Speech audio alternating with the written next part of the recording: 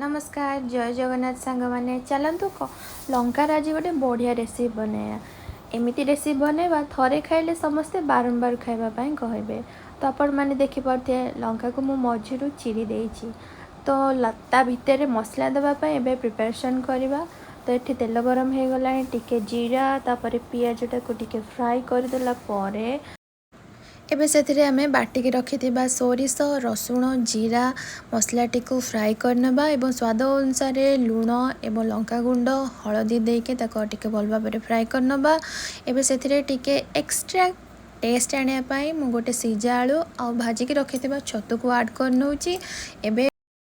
एबे से गुड़ा को भल भाव भाजी नवा भाजी गला परे मु लंकार देखिपे आपण मैंने पूरा देके ताको पुणी आउ थे फ्राए करेंगे लंकाटा को जदि आपण मानक मोर ये रेसिपीटी भल लगिला तो प्लीज़ सब्सक्राइब माय चैनल एवं मो रेसिपी को शेयर करूँ एवं ढेर सारा भल पाइबा एवं कमेंट दिंतु तो देखिपे लंका